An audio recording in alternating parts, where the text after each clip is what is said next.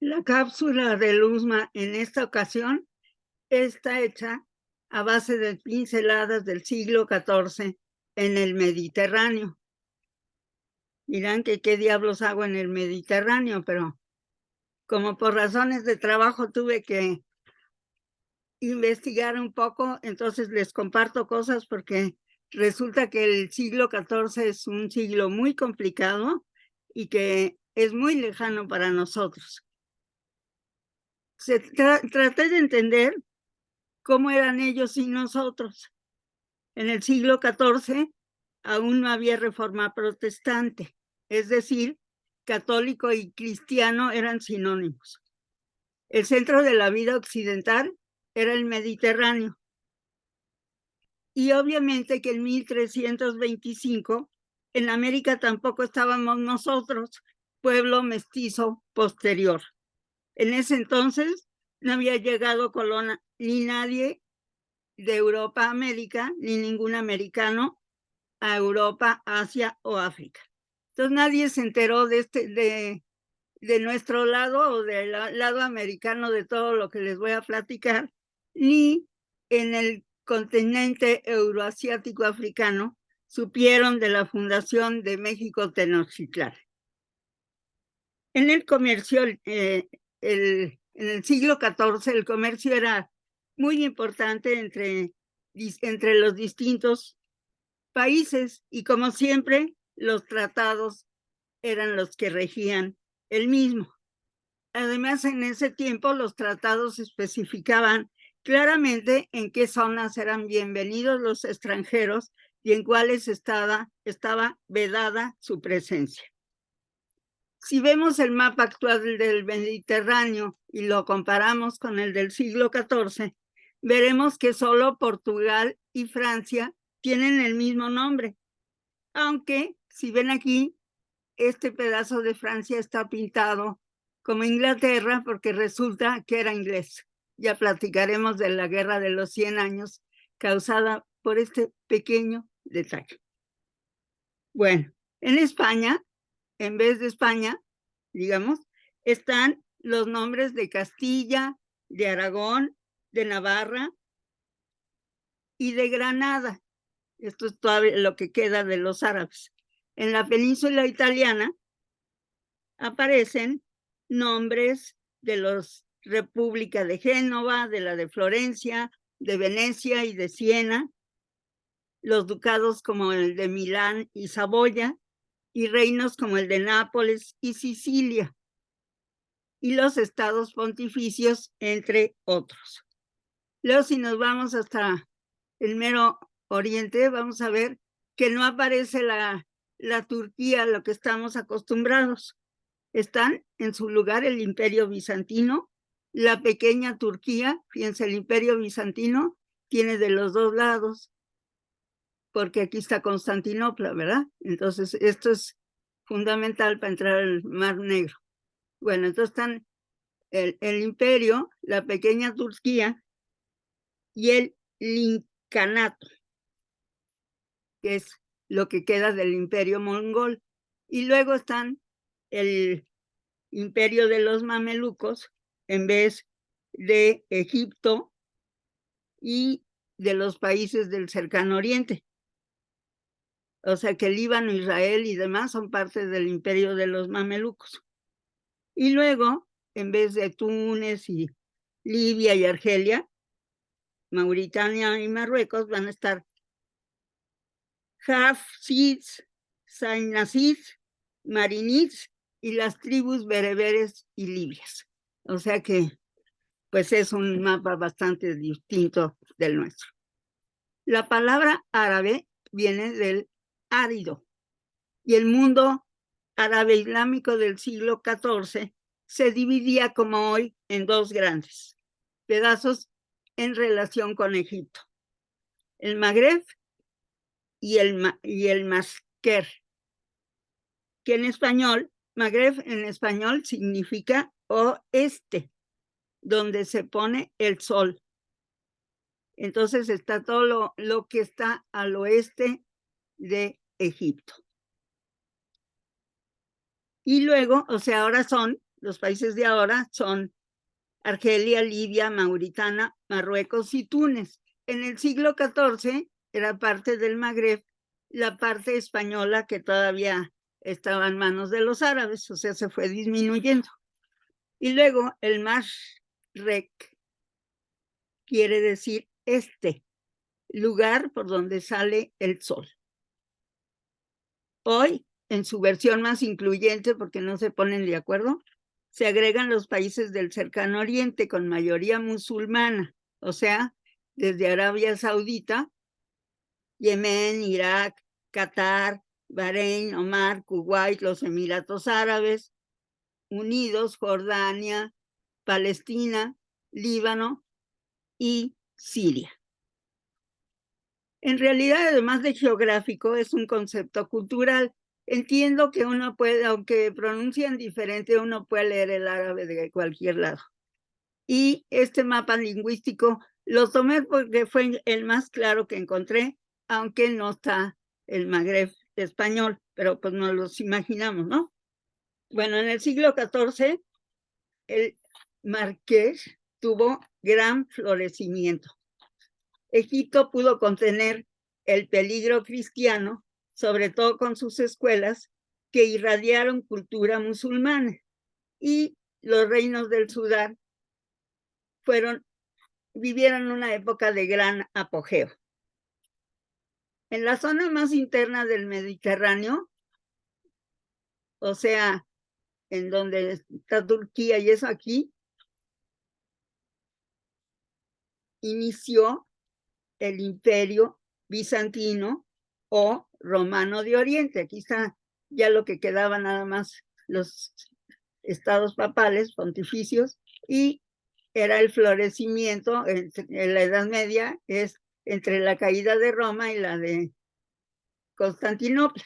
Entonces aquí, después de haber florecido el imperio, pues ya en el siglo XIV está muy disminuido y su territorio pues acaba desapareciendo en el siglo XV a la mitad con la caída de Constantinopla en 1453. Entonces en el siglo XIV están el Imperio Bizantino, la pequeña Turquía y el Licanato. Los pueblos de origen turco eran y son numerosos. Se supone que ahí vive una buena parte de la humanidad todavía, ¿no? En Turquía y todo lo demás, como 300. O sea, muchísimo. Obvio no se acerca a los hindús ni a los chinos, pero son muy numerosos. Esta piedra son las inscripciones de Orjón en la actual Mongolia. En el Asia Central vienen del siglo VIII. Son la muestra de escritura más antigua de las lenguas turcas, que se hablan desde el occidente de China hasta los Balcanes. En el siglo IX llegaron los turcos a los actuales Turkmenistán, Afganistán, Irán e Irak. Aún como tribus nómadas, entraron en contacto con los árabes y se convirtieron al Islam. Entonces queda bien claro que turco y árabe no es lo mismo. Comparten religión, pero nada más. Bueno, el líder de los turcos, Seljuk, que vivió del año 901 al año 1009, originó la dinastía selyúcida, que causó estragos entre bizantinos y árabes y además acabó con el califato abisí en Bagdad. A fines del siglo XIII, los pequeños reinos de Anatolia, o sea, de la península esta, se empezaron a pelear. Qué raro que los humanos nos peleemos, ¿verdad? Entonces, arrasaron con las posesiones del imperio bizantino y se enfrentaron entre sí. Entonces, Osmán, el bey de Bitinia, una región del oeste cerca del mar de Mármara, o sea, cerca de por acá. Inició una guerra fronteriza contra Bizancio y expandió sus dominios a las expensas de ese imperio.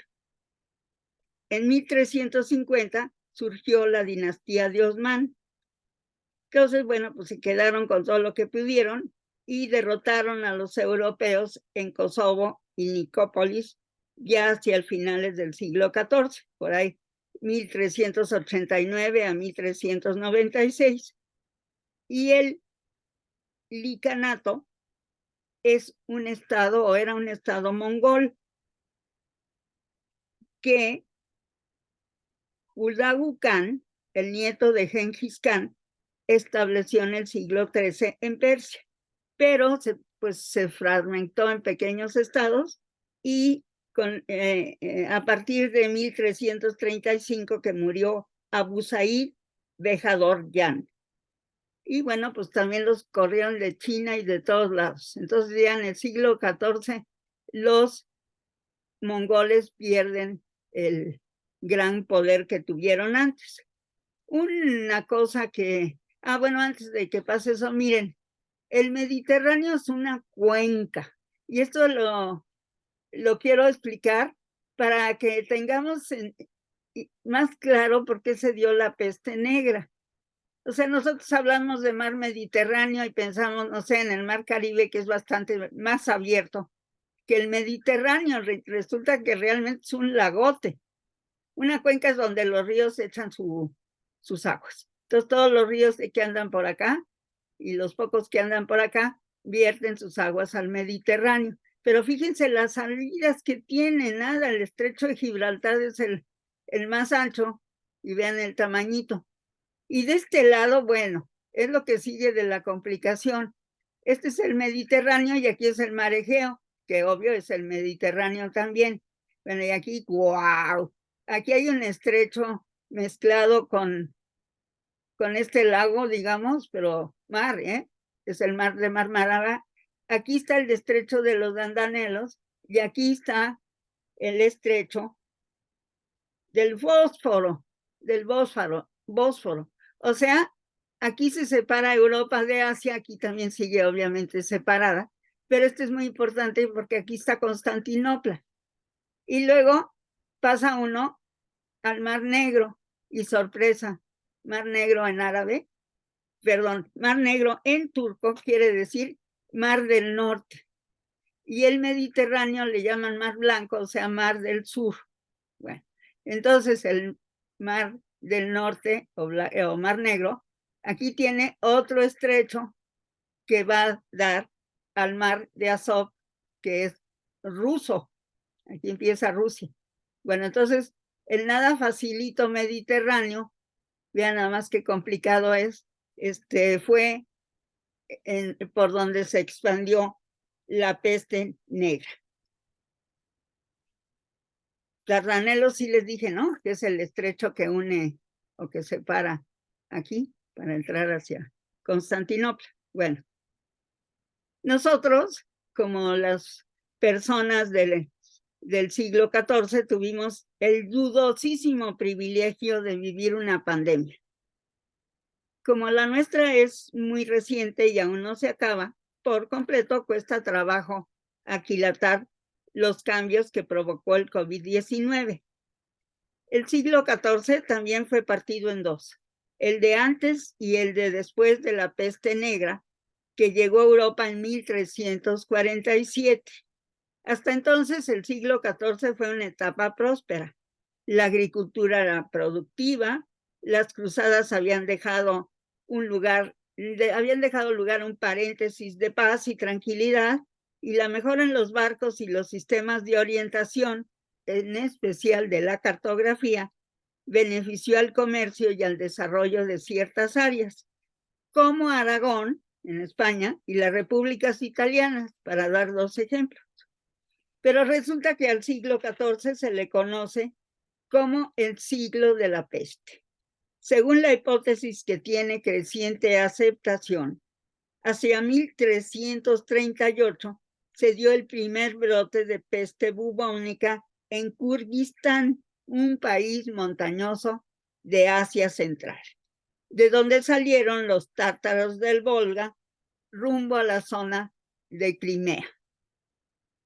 Bueno, entonces ya piense dónde está Ucrania y dónde está Crimea, para que por las guerras de ahora. En 1346 asediaron estos tártaros a la ciudad de Cafa, hoy Fedosia, a las orillas del Mar Negro, que estaba en poder de la República de Génova, porque los genoveses eran muy buenos como otros ciudadanos de esas repúblicas para el comercio con Oriente. Bueno, entonces la asediaron y no cayó. Y entonces, como no funcionó su estrategia, para forzar su rendición, lanzaron los cadáveres de los que se habían muerto de peste y los lanzaron por encima de las murallas de la ciudad, contaminando desde luego todo, incluyendo a sí mismos. Bueno, las ratas de la ciudad esa se enfermaron. Sus pulgas, pues, se contagiaron. Y luego, al picar a los seres humanos, transmitieron de inmediato la enfermedad. Acuérdense que no tenían los conceptos de higiene que tenemos ahora, ni el dinero para sostenerla, o sea, su manera de vida no tenía nada que ver con nosotros, y en cambio sí, era muy fácil que se transmitiera ese tipo de enfermedades que transmiten insectos como son las pulgas. Bueno, las ratas y las pulgas eran y son pasajeras usuales de los barcos, así que diseminaron la peste en todos los puertos comerciales. O sea, miren nada más cómo empezó aquí. Aragón, que era una potencia marítima a diferencia de Castilla, y Granada, pues le tocó durísimo a Francia, a Italia. Llegó aquí, en primer lugar, Messina, que es esta puntita de aquí, que era muy, muy comercial. Y entonces, bueno, o sea, de aquí salió y ya llegó por todos lados. Y al norte, al Magreb, al norte de África también. Bueno, la pandemia alcanzó su punto máximo habiendo empezado en 1347, lo alcanzó en 1353. Claro que uno se siente el centro del mundo, pero vean el impacto. No quiere decir que esté subestimando lo que pasó con el COVID, ni mucho menos las personas que fallecieron, muchas de las cuales dejaron importantes huecos en mi lista de personas queridas. No trato de eso, sino de que nos demos cuenta de que en realidad, así a nivel de estadística que no tiene sentimientos, el COVID es muy significativo porque nos encerró, pero a nivel de peste no es la más importante, ni mucho menos, o de epidemia, para no usar el lenguaje anterior. Una que fue muy importante, pero muy permanente, entonces no es una pandemia, sino un estado común, es la viruela, que duró siglos y se llevó millones de personas. Pero así como peste momentánea o como pandemia momentánea muy acotada en el tiempo, pues tenemos que la peste negra se llevó a, no se sabe bien, pero se dice que entre 75 y 200 millones de personas en Europa, Asia y África. O sea, más o menos como un tercio de la población del mundo occidental de ese tiempo. Y luego, tenemos una pandemia que se ha llevado muchísimo más personas, pero no nos encerró. Entonces, como que salvo que hayamos tenido seres cercanos que hayan sido afectados por el SIDA, no tenemos conciencia de su existencia, aunque tampoco se ha acabado, sino solamente controlado, pero se calcula que se llevó a 30 millones de personas, contra 7, pues siempre son bastante más. Y luego, la gripe española, o como le quieran decir a la peste de 1918, o sea, al final de la Primera Guerra Mundial, costó entre 20 y 40 millones de personas. Claro que la peste negra, bueno, pues es muy significativa por la proporción de personas que se llevó. Bueno, pues estas son las pinceladas de hoy sobre el Mediterráneo. Les deseo que les vaya muy bien. Como siempre, si les gustó esta cápsula, le pido que le hagan clic a la manita con el dedo para arriba y que se suscriban a mi canal si aún no lo han hecho. Que les vaya muy bien, les mando un abrazo.